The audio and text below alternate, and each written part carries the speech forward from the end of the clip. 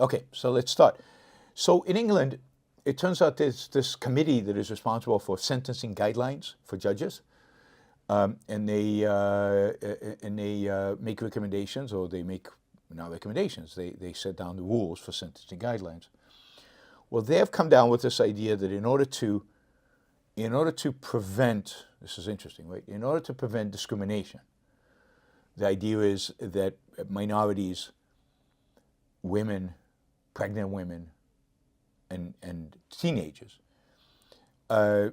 get harsher sentences than, I guess, white males. That from now on, those categories, racial and religious minorities, before they are sentenced, there will be a report written up,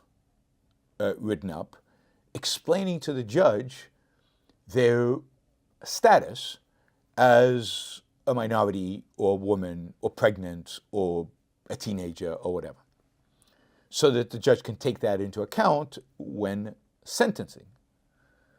No such report will be written when we're dealing with anybody or white males, at least.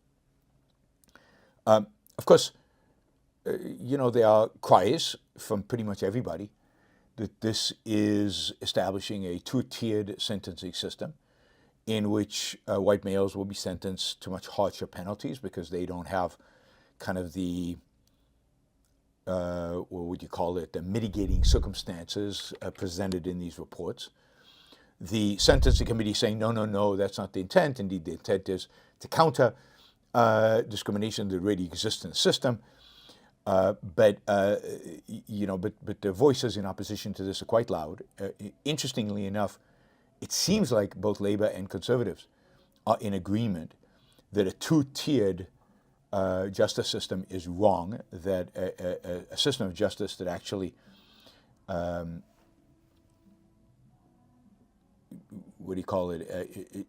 has different sentences based on the race of the criminal is wrong. And now the question is, what are they going to do about it? And because at the end of the day, the Parliament can write a law changing the sentencing guidelines. The government has the authority to give new instructions to the sentencing committee and change what they have now approved. It is interesting that the left, in this case Labour, is upset about this as well as the Conservatives. I think the left in the UK realizes that the country itself is not left. That the only reason Labour has the majority, there are two reasons Labour has a majority and has the government right now. One is that everybody's fed up with the Conservatives, as they should be. People wanted to penalize the Conservatives, and they deserved it. And the second was that the kind of right-wing vote was split between the Conservatives and Reform.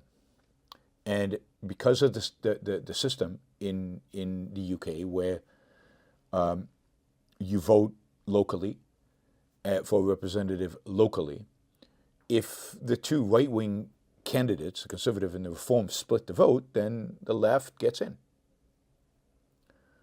So that combination of wanting to penalize the Conservatives and at the same time splitting the vote led to Labour's victory. But Labour won a big majority in the House of Parliament with only 30-something% of the vote. I think 33% of the vote, a third of the vote. So 67% of the, two-thirds of the UK electorate was anti-left, was anti the Labour Party.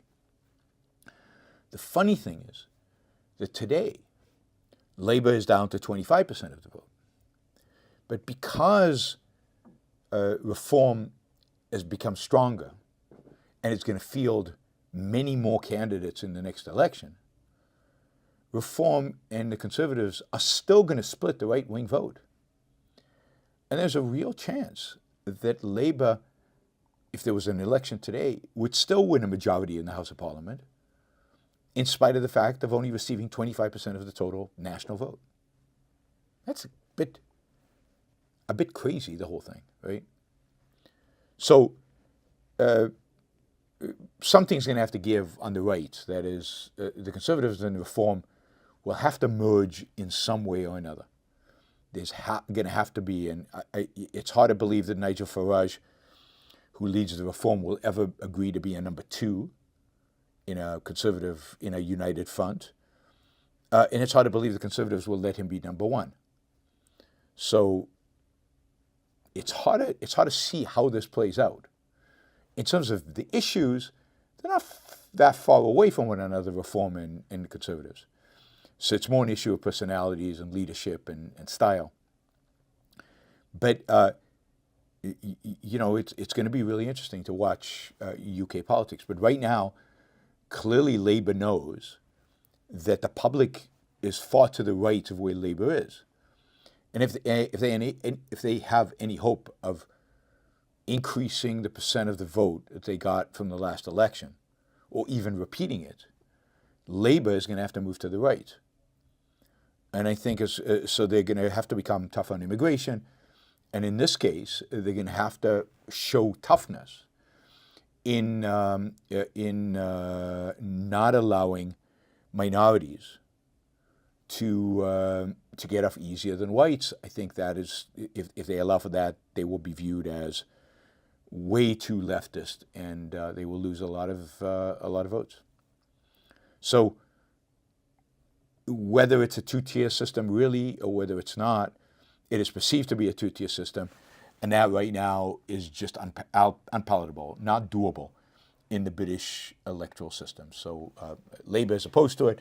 The Secretary of Justice Minister under Labour has said that she will do everything that she can to prevent a two-tier justice system, and that means, I think, that they will call for some kind of legislation that gets rid of this.